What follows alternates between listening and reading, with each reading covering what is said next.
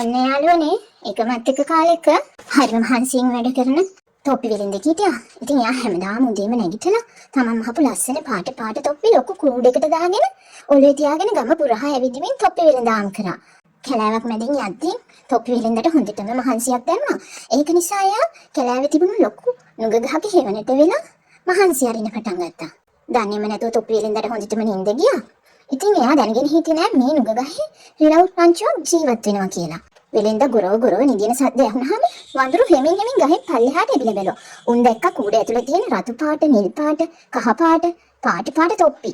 වඳුරු ටික හරිම දඟයි. උන් එක එක බහැලා ඇවිත් කූඩේ තිබුණු හැම තොප්පියක්ම අරගෙන ඔළුවේ දාගත්තා.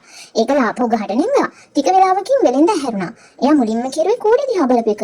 අයියෝ මගේ තොප්පි ටිකකෝ. වෙලෙන්ද කලබල වෙලා වටපිට බැලුවා. කූඩේ හිස්. එතකොට මෙයාට උඩින් hina වෙන සද්දයක් ඇහුණා. එයා උඩ බැලුවා. පුදුමයි. ගහේ අතුපතර හැමතැනම වඳුරෝ. උන් හැමෝම වෙලෙන්දගේ තොප්පි දාගෙන හරිම ආතල් එකේ ඉන්නවා. වෙලෙන්දට හරිම තරහයි. ඉතින් එයා කෑ ගැහුවා. අත මිට මොලවල පෙන්නුවා. ආපහු මගේ තොප්පි ටික දෙන්න කියලා වඳුරන්ට බැන වැදුනා. ඉතින් තොප්පි වෙලෙන්ද මෙහෙම කෑ ගහද්දි වඳුරෝ කරේ ඒ විදිහටම තොප්පි වෙලෙන්දට අනිත් පැත්තට වීලු කරන එක. ඉතින් තොප්පි වෙලෙන්ද එහාට මෙහාට ඇවිදිද්දි වඳුරොත් ගහේ එහාට මෙහාට ඇවිද්දා. තොප්පි වෙලෙන්ද ඔළුව කස කල්පනා කරද්දි වඳුරොත් ඔළුව කස උසුළු විසුළු කළා. තොප්පි වෙලෙන්දට තේරුණා මේ වඳුරෝ කරන්නේ තමන් කරන දෙයමයි කියලා. ඉතින් වෙලෙන්දට පොට්ටි කපටි වැඩක් කරන්න හිතුණා. එයා තමන්ගේ ඔළුවේ තිබුණු තොප්පිය ගලවලා හයියෙන් බිමට විසිකලා. චටාස් ගාලා තොප්පිය බිම වැටුණා. ඒක දැක්ක වඳුරු ටිකත් මොකද කළේ? උන්ගේ ඔළුවල තිබුණු තොප්පි ටික ගලවලා පට ගාලා බිමට විසිකලා. තොප්පි වැස්සක් පාට.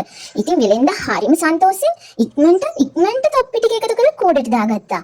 ආයෙත් වඳුරු එන්න කලින් එතනින් හෙමින් සැරේ මාරු වෙලා යන්න ගියා.